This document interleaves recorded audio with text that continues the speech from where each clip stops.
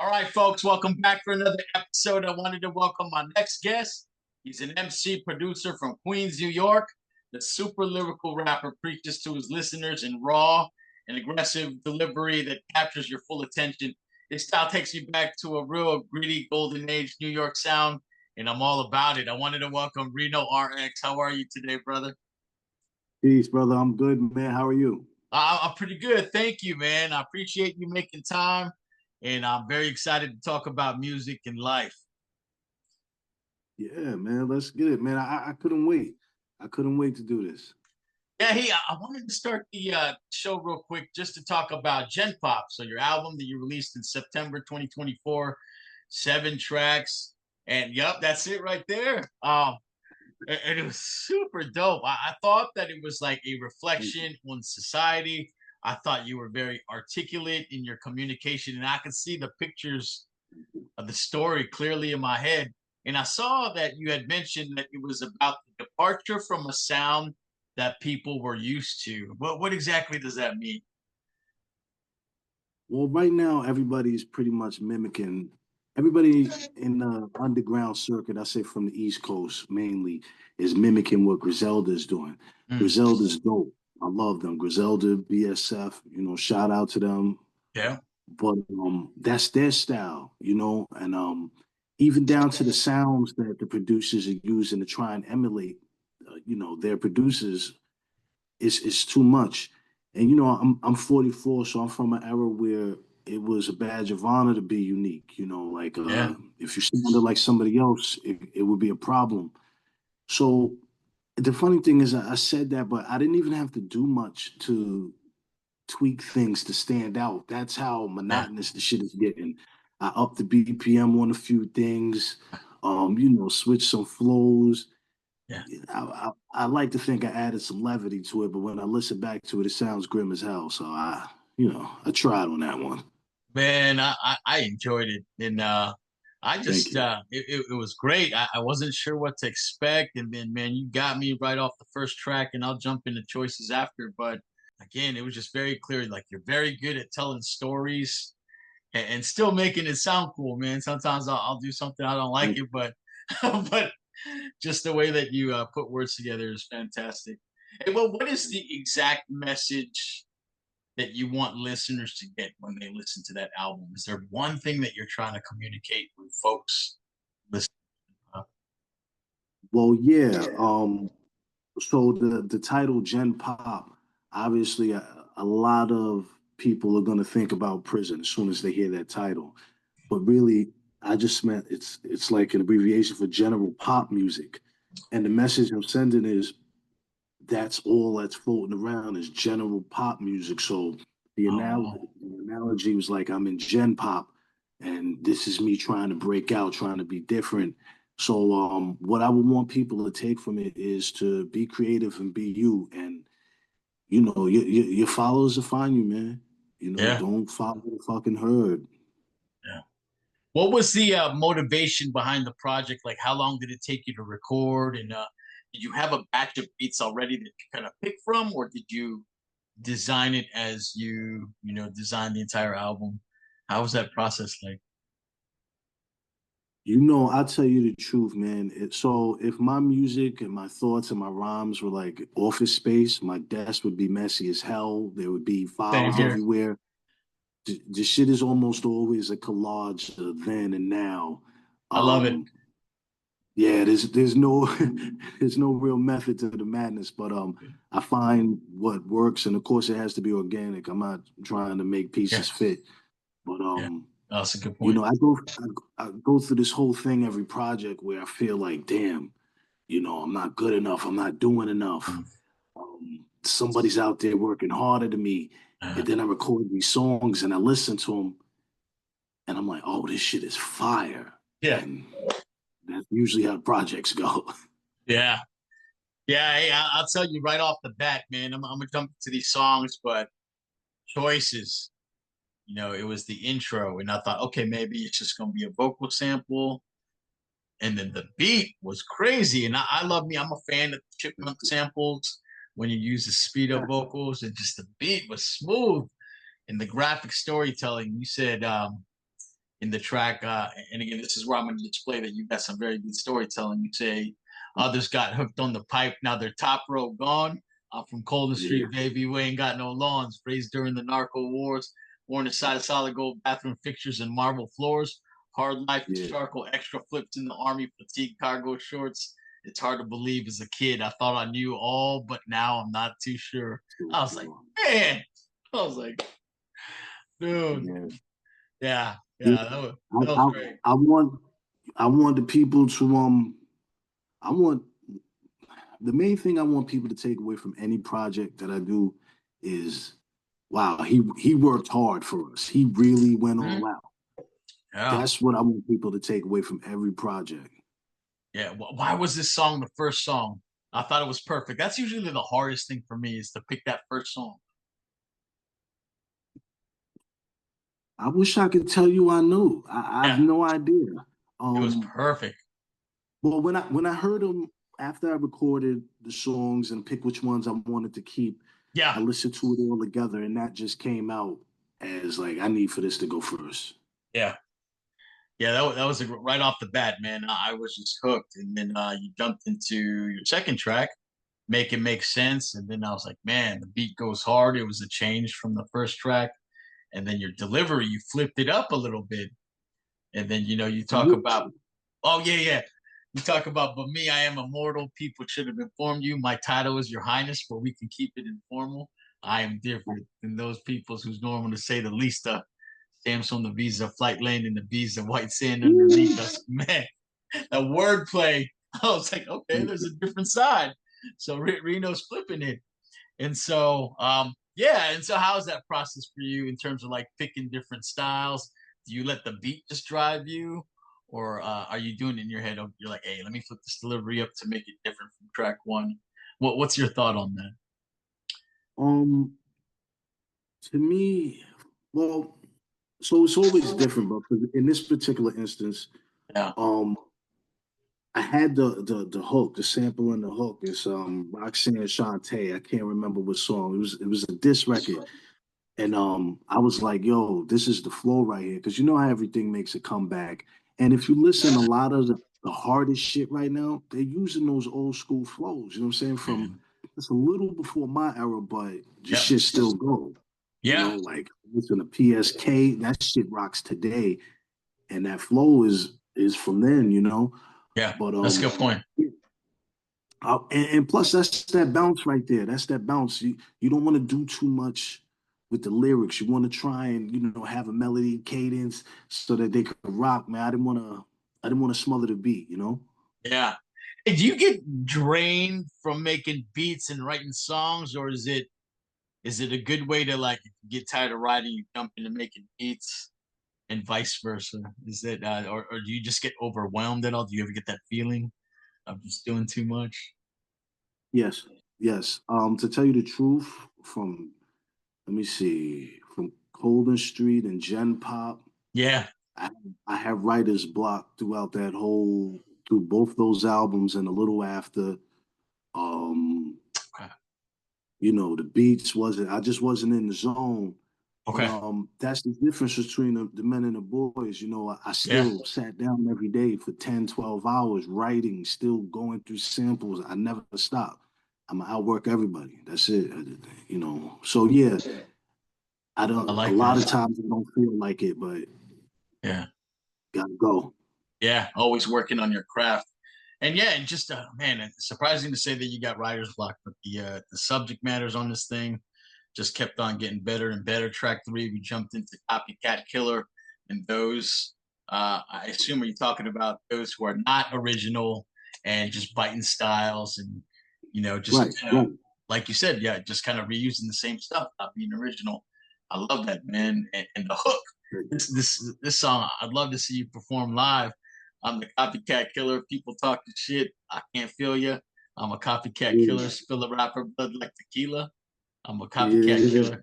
Yeah, people bite mine, I kill you. That's the copycat killer, the pure uncut, no filler. Man, that was great. So yeah, I Thank don't you. even have to ask you what motivated the song, but Yeah, yeah, yeah. We kind of touched on that already.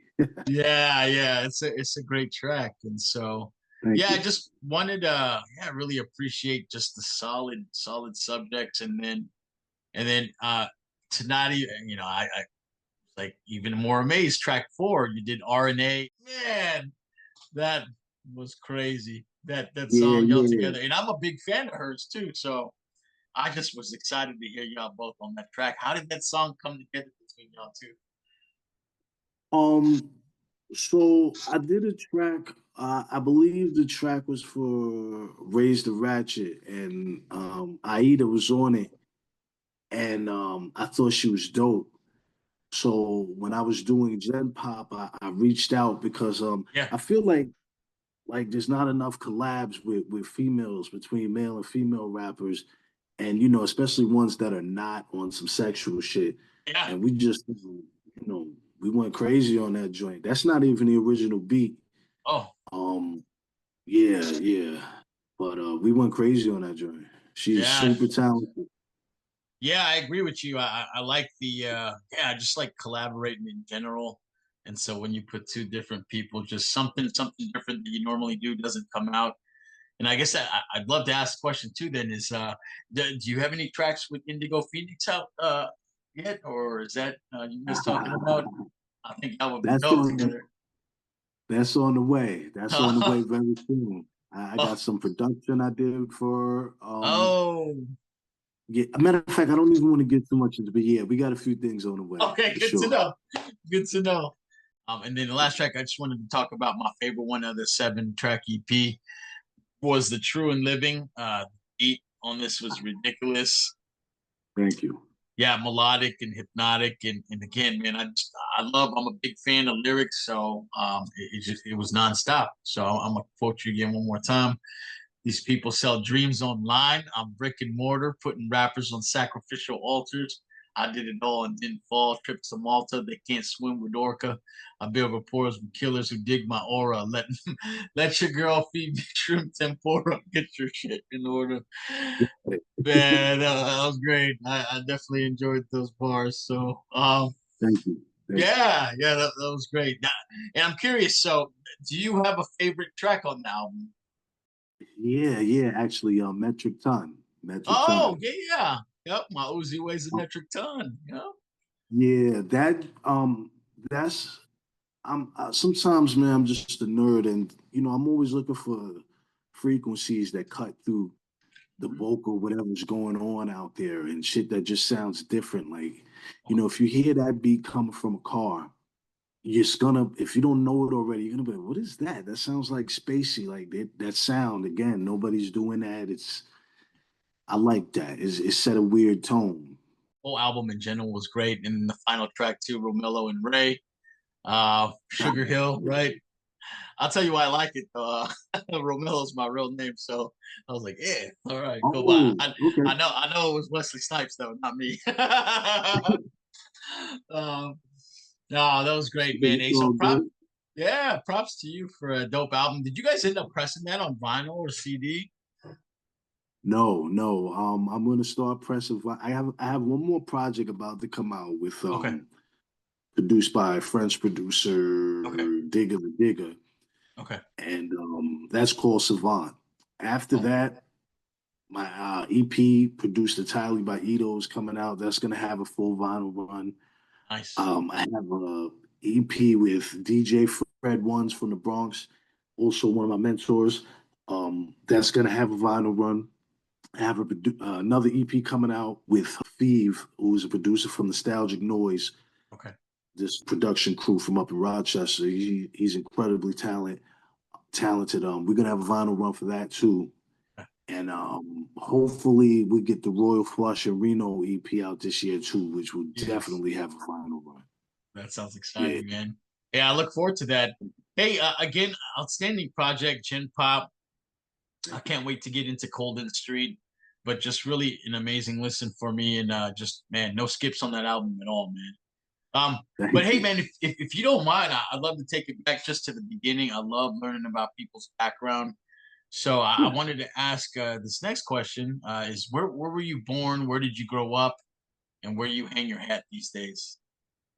You know what? That was very specific because all three of those questions have different answers. So I like that. All right. So I was born in Brooklyn, New York. Okay. My whole family is actually from Brooklyn. All right. But at some point, when I was about 3 or 4, we moved to Flushing, Queens, which is where I was raised. Okay. Brooklyn, I don't remember much about outside, but when I got to Flushing, that's like, yeah, that was everything, man. Yes. So I'm from Colden Street, which is also known as Wastelands, which is home to rappers like Royal Flush. Okay. You know, like he literally lived in the apartment under me. Mike Geronimo lived 2 buildings up. Large Professor lived 2 buildings in the other Oh direction. man, legends. In the same building. Yeah. Oh yeah, yeah. In the same building with me and Royal Flush was a producer named Shy Skills who produced the whole first Onyx album. I don't want to say the title, but you know the title. You know, Yep. Refill Your Yep. Gun, Bam. You know, so he was legendary too, and just on and on. And Large Professor alone, you know, he helped to sculpt the sound heavily especially in the 90s. And Yeah. so it was common to see Q-Tip come around, That's Busta crazy. Rhymes, OC. It was just nonstop. Yeah. And so being out there, well, I don't want to stray from your question too much, but now, so that's the answer to where I was raised, and where I am now is in Vermont.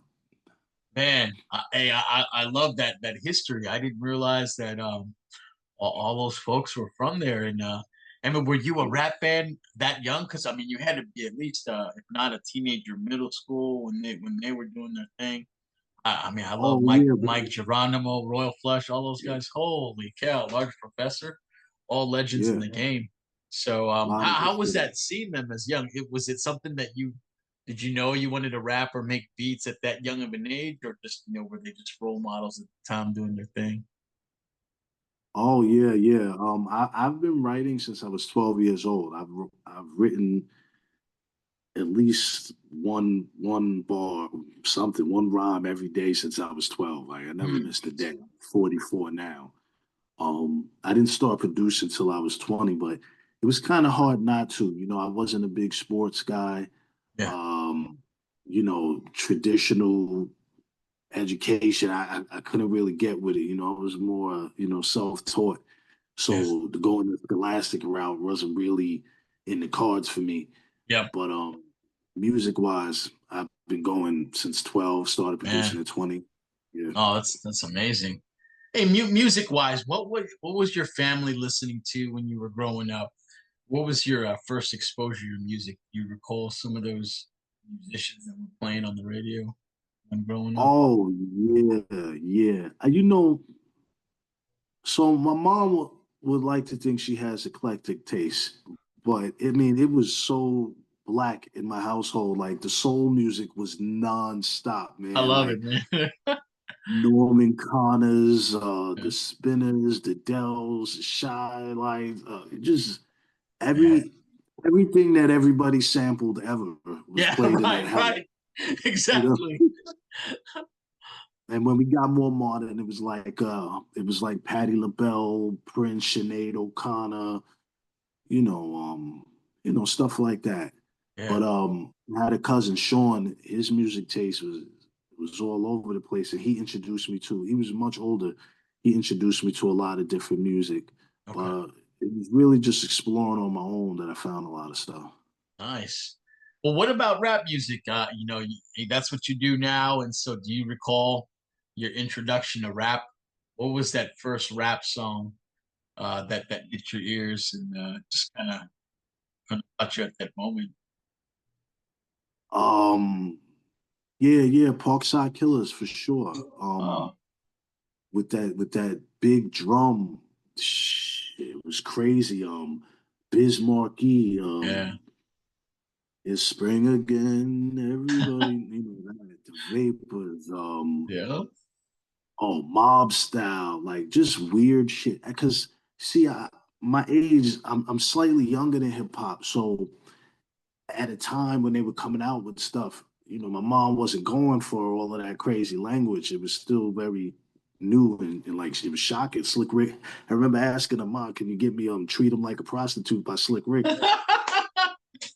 Slap the shit out of me, you know. So Right.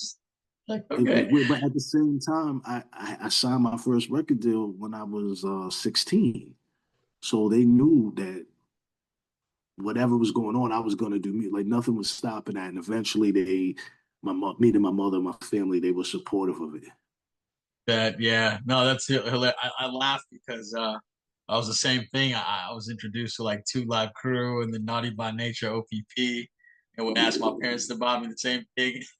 Like, no, It's a problem. yeah, yeah. Hey, no, that's great. And so, hey, man, Bismarcky, yeah, and I think yeah, we grew up probably about the same time. I'm 45, getting ready to turn 46, so we grew up that same time, and we're familiar with the same type of rappers. But now from where you're at, if you look back, and you had to tell me which rappers or albums were very critical in shaping who Reno RX is. Do you have maybe one or two that just really mean a lot to you and that you can go back and just keep listening to it over and over? Absolutely. So the purple tape was perfect Yeah. in every way. Just it was a masterpiece. And the other song that I would say that about, it's just a song, is Love's Gonna Get You. To me, that was the perfect song. Like, and I said this before, but I'm from Queens, so Yeah. it's not in me to naturally side with KRS One, but that But song happened to check every box. And if you blast that song right now, still hot. it still has the same effect. Yeah. Yeah, you're right. That's a good point. And you you started rapping in probably one of the most difficult cities to ever earn your stripes in, right? New York. I feel that same way about Chicago, Philly, Los Angeles. And so how was that coming up as a young MC and producer? Was it a lot of battling and just competition? Or was there a lot of Yes. love inside the city? No. It was cutthroat. Cutthroat. It Man. was nonstop battling. But I wasn't just born in New York. I was born in Queens, New York. Yeah. And anybody can run the numbers back on this. We produced the best rappers, the most classics. And shout out to the South and everything, because pretty soon they'll be able to claim that record. They just didn't have enough time doing That's what they doing, a good point. But Yeah. so many rappers that are still relevant today. 50's touring, doing great. Nicki's touring, doing great.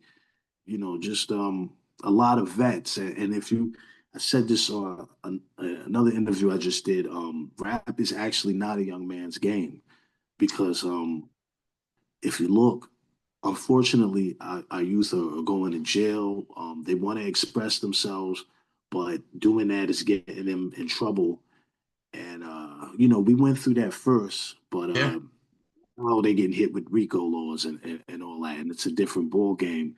So it's actually just not a young man's game. The older guys are getting the actual music money, and I want the youth to strive, because that's our future. But Yeah. something's got to change. Yeah, that's a great point. And so, I think a lot of experience has to do with it too. I mean, you guys, Mhm. work the blueprint in terms of, working with labels and seeing, mistakes from some of the stuff that happened early on. And you're right. And I'm so happy to see folks like Nas and just everybody still coming up and doing their thing, shutting it down. I know in New York they did like the 50th anniversary, and it was all the old school heads that came out and Yeah, just yeah. had a big showing, and they sold out. And so, yeah, yeah, I like that, man. And so, yeah, I won't argue that point. It's great. Listen, Hey, the OGs aren't playing, man. I just did a video with Cool Keith, and I caught him in between four dates. yeah. Oh man, that was crazy. The music video too was cool. Thank So you, thank you. yeah, yeah. Hey, do you recall the moment that you decided that you wanted to pick up a pen?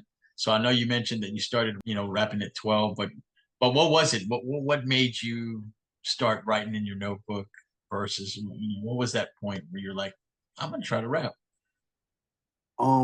So I was always kind of tall for my age, and I hung out with these older kids. They were like a couple of years older than me. Mike Handaway, Randy Bazan, Modi, a couple other guys, real good dudes. Shout out to them wherever they are. But they started rapping, so naturally I followed suit. I don't know how serious they took it, but I never stopped. Here we are, all this Yeah. time later. I just never stopped. Yeah. Oh, I love it, man. Yeah, and so for somebody who has never heard Reno RX's music, how would you describe your sound to someone who's never heard it in general? Oh, I guess I would say gangster rap. Mhm. But I would like to say that I'm actually not a gangster. Like I do three things. I make music, I Yep. spend time with my family, and I exercise. I do the same three things all the time, which is how I outwork a lot of these guys. Yeah. So but it was I'm telling stories from there's a timeline to be followed. I've known myself my whole life, but introducing myself to the world, I wouldn't start at chapter 9. So this ignorant phase of gangster rap was the beginning when I was still a knucklehead. And as the albums come out, you'll see that the subject matter progresses to Yeah. catch up to me now. Yeah. It's very complex. Very complex. Yeah, and you're I'm a nerd. I'm a nerd. Yeah. yeah, hey, I love it, man. And so again, just your ability to communicate those stories clearly, I think is a gift in itself. And you're very prolific, and a consistent theme that you mentioned here is your work ethic and just being consistent in general. Like, what motivates you to keep doing that day in and day out? Hey, some people they always need a break from that routine, but I love it. You're like, hey, I make music, I hang out with my family, and I work out. What motivates you to stay on that track?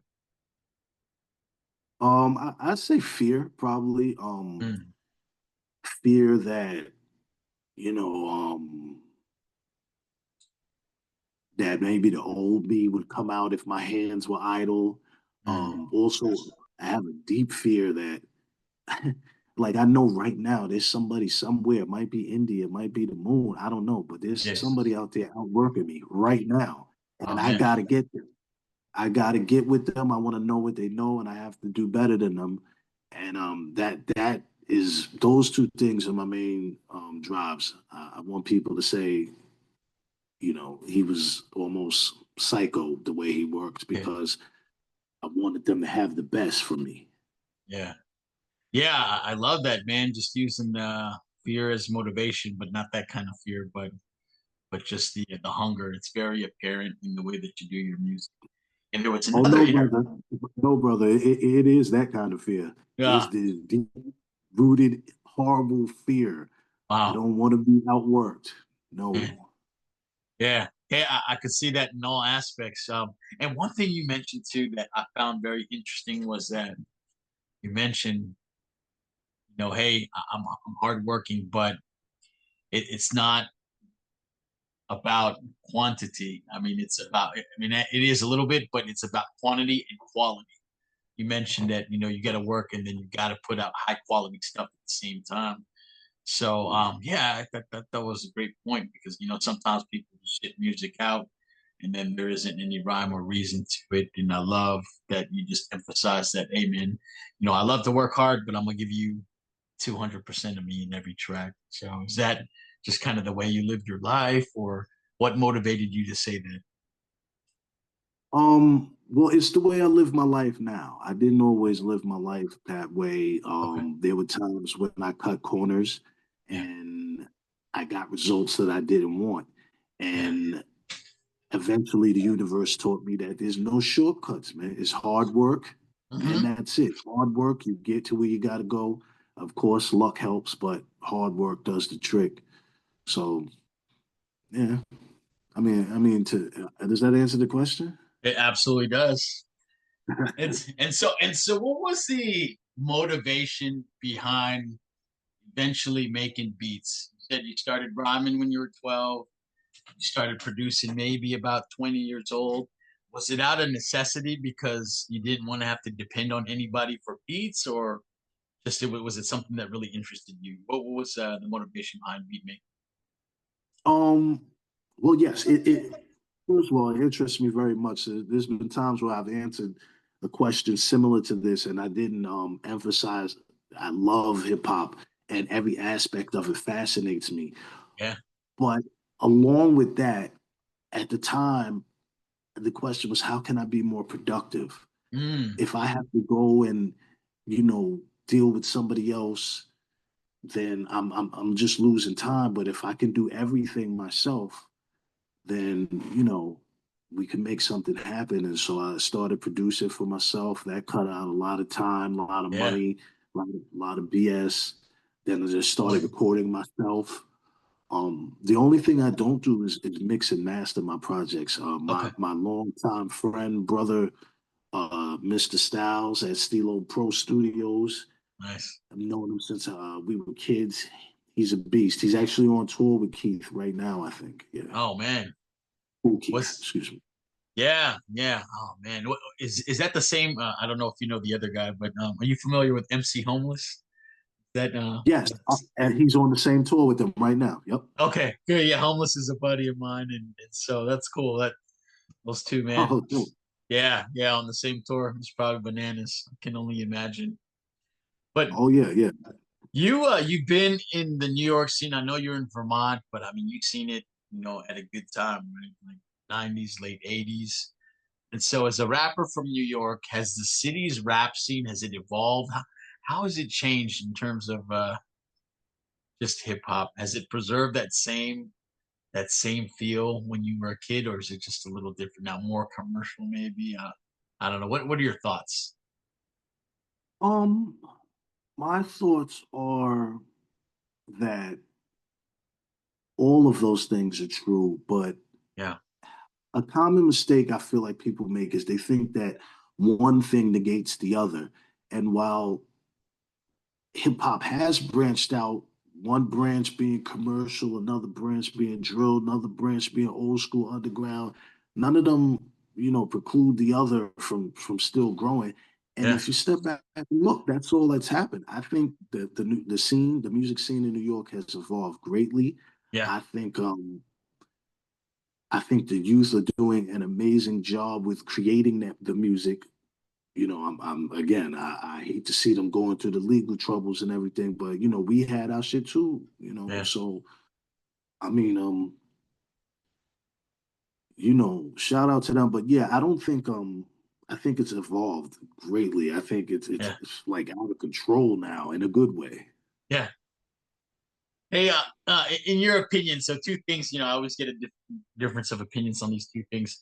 How important is your fashion game to the music that you make? Is that something you think about, or is that not important at all to you?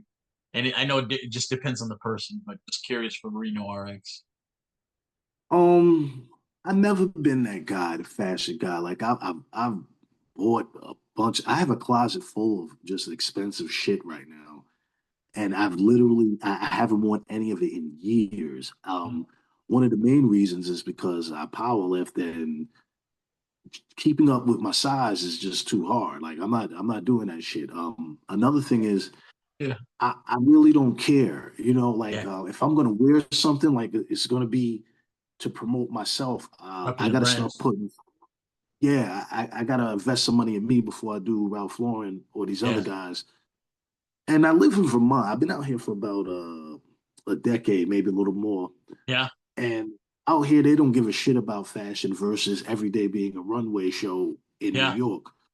So I've grown a little lax because of that.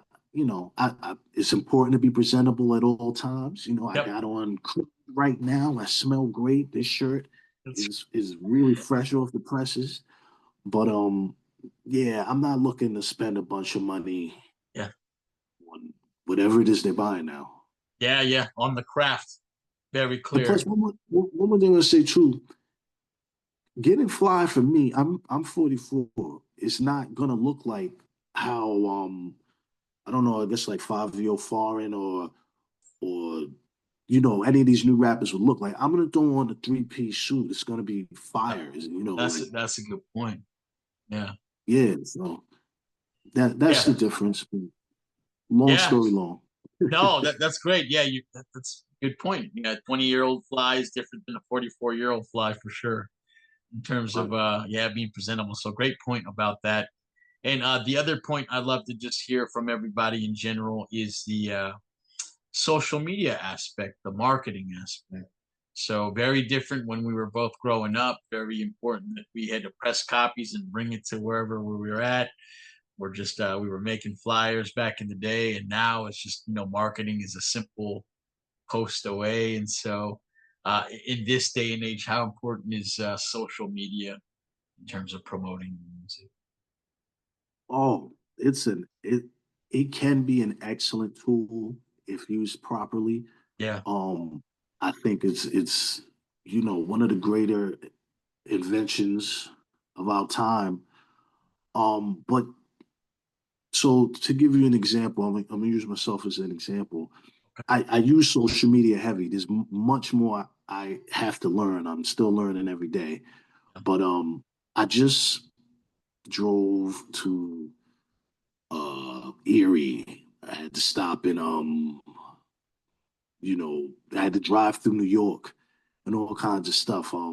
There's been times where, I had to be on the road for 3 days straight or something to go do something. And every time I showed up somewhere and the people saw me and they were able to connect with me, they respected that more. They're like, oh, we see you online, but it's different to see you in person. You know what yeah, I'm saying?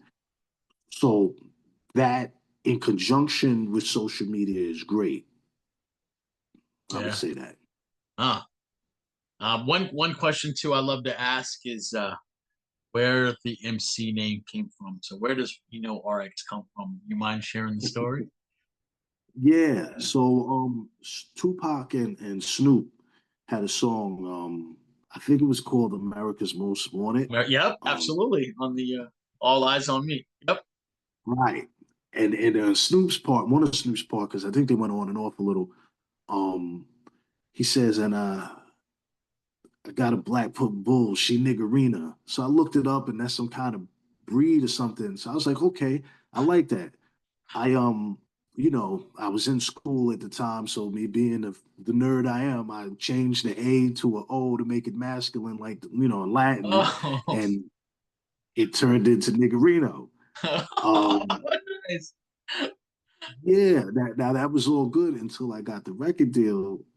Maybe that same year, and my mother, because she had to sign off on it, saw the contract, and it was niggerino on there. Family was giving me shit, and rightfully Yeah. so. So eventually that evolved to Reno. I threw the RX on there because there's a lot of Renos, and also, RX is the abbreviation for prescription, Yep. which means, I'm medicating the masses, and Oh. Yeah, I had a feeling that it was well, at least I thought so. Is it medical related? So that's cool, the story behind it, man. Very cool. I love it. Medicating the like, masses. But man, hey, you get out well and a lot of good coverage on your music, just all over online. And hey, the OG press interview that I assume probably Indigo did to on print last year. Yeah, yeah, it was super cool. But you also mentioned too your music video. So you did Big Shot featuring Cool Keith, produced by yeah. Digga, and so another really cool track. You in the wrong place if you're looking for a fair deal. I'll make a chick swallow a brick. No, that's a square meal. I'm Mhm. from where cocaine will do more for you than prayers will. Man, Yeah. just the pen game stays hot. How did that track come about? You mentioned that you caught him in between tours, and then you guys found time to just put it down and record a video for it? Wow, how did that happen? Um, so that the French producer I was telling you about, Yep. that's off the album Souvent, Digger the Okay. Digger. He's a very talented producer from France. Check him out.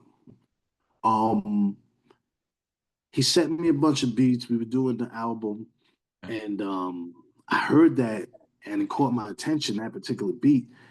And the first thing I thought was Big Shot on the East Coast.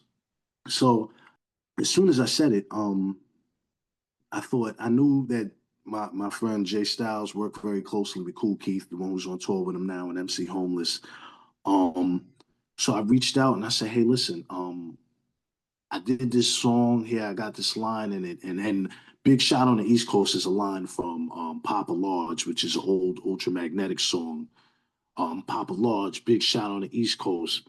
I was heavily influenced by that shit when it came out. I thought it was incredible.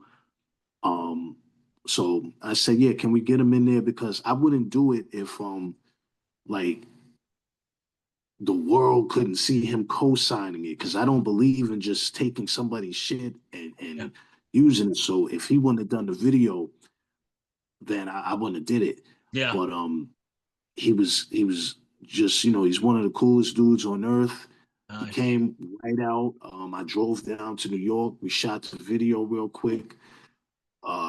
It was dope, man. Really dope. Yeah. Yeah, and then there you go. Magic happens. That's really cool. So that video is out, and again, just your Yeah. pen game is hot, and I just really appreciate the time that you put into writing your lyrics. Like you said, man, you want people to know that you put in work when you put a song in, and it's quantity and quantity, just not just quantity. So, as a fan, I appreciate that. And who does your artwork for your projects? Um, so except for the Living God, which was my second release, Okay. and Freebase Pharaoh, which was my first release, Yep. I did all the artwork. Oh, nice, dude. You're a walking studio, walking record label. That's great. The more you know. Yeah, yeah. Hey, are you a big digger too as well? Like, do you love digging for records, or are you just, you finding samples online now? Are you the traditional beat digger when you put beats together? Um, so if I can get to a vinyl shop, I'll definitely cop some vinyl. I got Yeah, a room full of it, but it is a little bulky nowadays. So I go yeah, it's online true. also. And there's nothing wrong with going on YouTube. The purists say you got to go to the vinyl, but I'm like, no, what you have to do is get the song done. That's what you got to Yeah, do. yeah, yeah.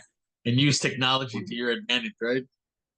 Right, because it's there. And yeah, it's at your fingertips, use it. But I Yeah. don't I'm big on digging through the crates so much so that I don't get a chance to listen to new hip hop.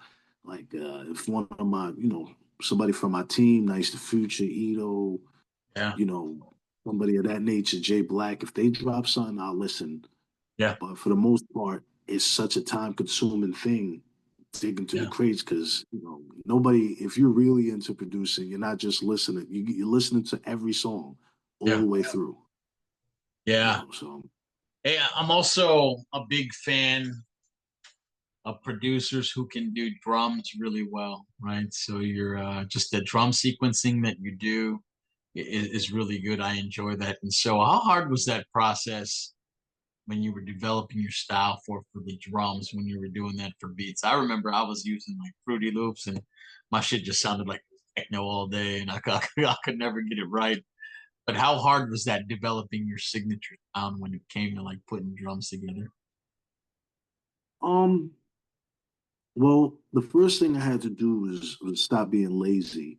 Yeah. Um, I initially learned. I use FL Studio too, and I initially learned how to use it the wrong way, and I ran with that for years. Ah, But once I got off my ass, I started getting into the tutorials, and I'm heavy on tutorials. That's another thing that the ah, internet is giving us. Watch the tutorials so you yeah, can learn. It's easy, and so I would say it went from pretty lax to now it can be complex. I don't yeah, like to use drum loops, but sometimes it just fits. yeah, So most times I'm tweaking the drums, looking for drum, typical producer shit. yeah. No, that's great. It's something I enjoy with your style. So super awesome. Well, man, it just hey, like you mentioned, you make music, you work out, you hang out with your family.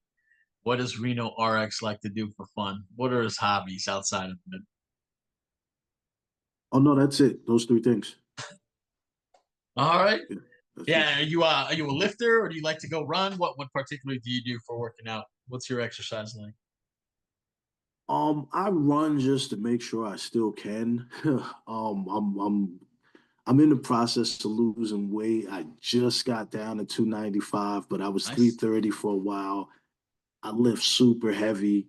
Yeah. That's my thing. But like I said, I'm 44, so it's a mental thing. I'm trying to go to lighter weights, but it's Right. just been years. Like I got a pair of 150s behind me right now, waiting for me, calling me. Jeez. Man. Well, hey man, hey, that's whatever works, right? Whatever you can do to make it happen. So I love that. And you got your equation that you like to work. But hey man, well, what's something most people don't know about you that you think they'd find interesting? Well, I mentioned I'm a nerd a couple of times, but there's a particular topic that really interests me. I'd say, well, two, because they are different: quantum physics and quantum mechanics. Hmm. Um, like, there's so much shit going on. None of this shit, this rap, none of them albums I dropped, the shit really don't even matter when you get into what's being discovered and what's already been discovered long ago. Yeah, I don't want to get too deep into it. Well, I'll say this. This is interesting. Please bear with me for a nerd moment. Absolutely. So about a year or two ago, these people, this team of scientists won the Nobel Prize because they proved that reality wasn't real. And an example of that would be if you dropped a quarter behind the couch, you figure it'd land on heads or tails, right? Yeah. No. Before you observe it, until you observe it, it is in a constant state of flux and it's in every possible state. It's called like a flux state or superposition. So Damn, that's every crazy. possibility that it could be, it's all of that until you observe it, consciously try to measure it in some way, and then it collapses into one reality. Oh, that's pretty crazy to think. Yeah, I probably just turned away half of my fans, but it's all right, guys. No, More geek shit on the way. no, that's interesting. You're like, yeah, before you actually go and physically look at the quarter that falls behind the couch, you're saying that a Right, million right. possibilities could be possible, right? Maybe it doesn't land on its back, but maybe it's on its side, or just yeah, anything that you can think of. Yep. That's crazy to think that it hasn't been determined yet. Right, exactly.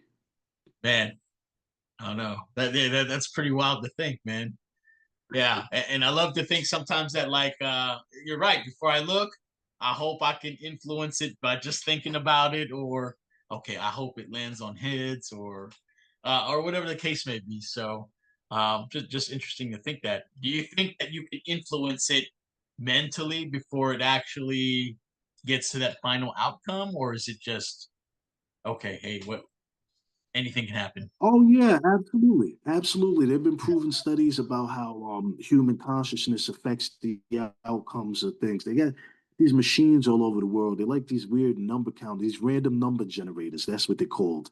And Yeah, scientists set them around and shit. And when major events like 9/11 happen, some weird shit happens, and all the numbers start to like do weird shit and kind of sync up and become like yeah, a pattern.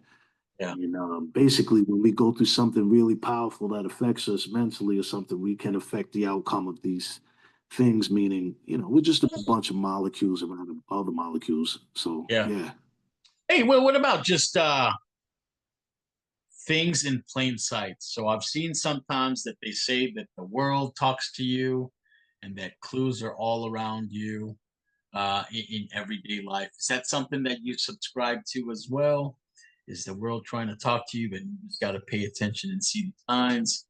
Or is that something that you don't believe in? Well, I'll tell you from my own experience. I used to have this thing where just bad shit used to happen all the time, no matter how, because I've always been a hard worker, but it was just like shit would never just stay smooth. And I would always say, it got to the point where I was like, God hates me, the universe is conspiring against me, blah, blah, blah. Yeah. But then one day I had this gut feeling and I didn't listen to it. And I started to think maybe if I went along with the universe more, things would work out better for me. And that's when I started doing those three things. I started dropping these albums. Yeah. So yes, to answer your question, I believe it plays a big part. And stay in tune with your environment and listen to the things around you so as not to go against them and make shit difficult for yourself. I like that, man. I am actually a believer of that too, as well. So I'm always looking for signs, or I try to listen carefully. When... Hey, well, what is the most surprising artist on your music playlist right now? It would have to be like historically, because like I said, all I do is dig through the crates. So the range of artists from different countries is Yeah. unreal.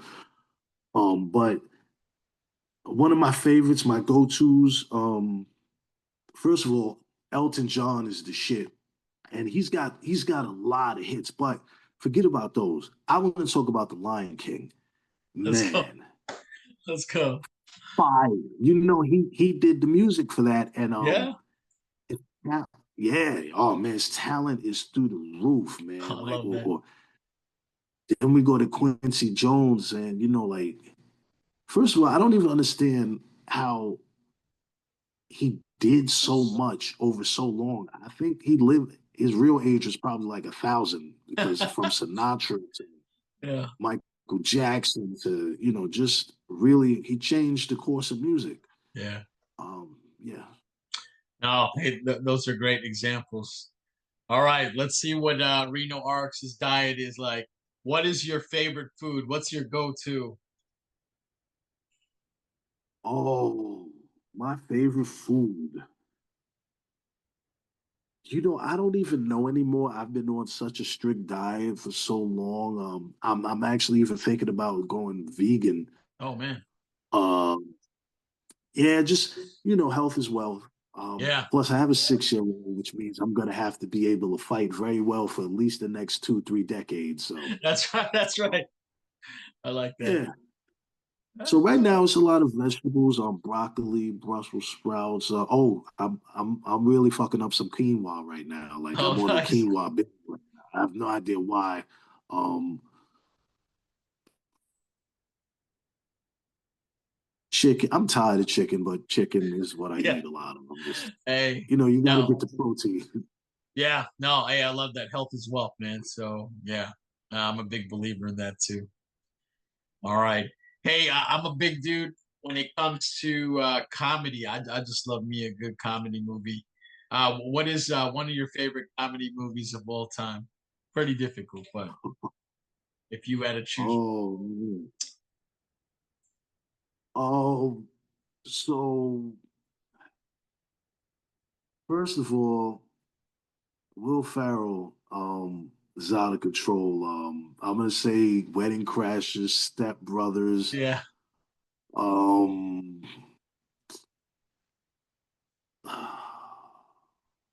Trading Places. yeah, Well, Eddie Murphy. yep. Yeah, Coming to America. Just the That's my favorite of all time. yeah, it's just yeah, they were out of control, man. And to think they were so young when they were doing this is incredible. Yeah, absolutely. Coming to America is my go-to. But no, hey, those are great movies. Will Ferrell is a monster when it comes to that. I love it. Good choices. All right, brother. Finish the sentence. I hate it when. Producers send me whack beats. Yep. Easy skip, man. I heard Notorious Big say this once, but as he goes through like beat CDs at the time, he'll know in the first 10 seconds if he likes the beat or not. Are you kind of the same way too? Well, you have to be. You have to be because the Yeah. audience isn't even going to give you 10 seconds. Right. Like, It's I gotta... heard Dr. Dre say once that as soon as that you got 3 seconds to make somebody say, "What the hell is this?" Oh After no. that, you gotta go. You gotta go. Yeah. Yeah. Yeah, I was just always fascinated by that. All right. Hey, if you could have a meal with anyone, past or present, dead or alive, who would it be? I gotta pick two, man. I'm gonna say Michael Jackson and Prince. Ooh, very good choices. Very good choices. Big fan of both. Oh Like yeah. that. All right. And my two final questions for you before we close this up. Would you rather it be too hot or too cold? Too cold. Too cold. Yeah, 300 pounds means I'm hot all the time. Yeah. All right. Hey, so you've been in the game for quite some time. You've seen it all. You mentioned it earlier. You know, hey, we learn from the mistakes of the past, and just really big on mentoring folks in terms of how to navigate in this complex music game. Do you have any other advice for independent artists trying to carve out their own space in hip hop today? If so, what would those words be?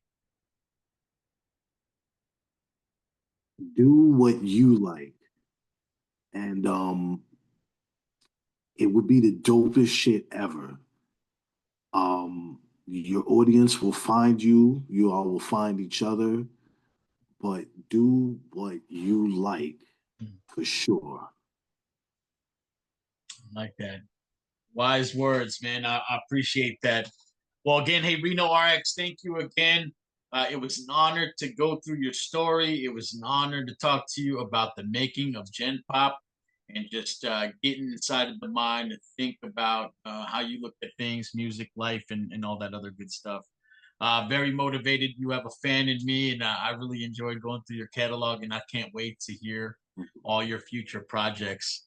With that, do you have any final words before we close this interview out? Thank you for your time.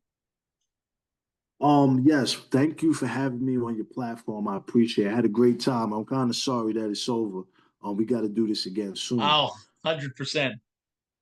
Yeah, that and Gen Pop is out now on all platforms, as well as Colden Street, Freebase Pharaoh, The Living God, some other projects I'm forgetting the name of, and Savant will be out soon, which is entirely produced by Digger the Digger. You can go to Reno underscore RX underscore on Instagram. Check me out, give me a follow, and that's about it. Yeah. All right. Well, hey, thank you again. I will stay in touch.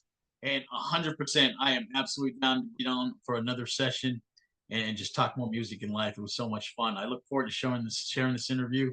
Thank you and enjoy your Monday. Thank you, man. You too.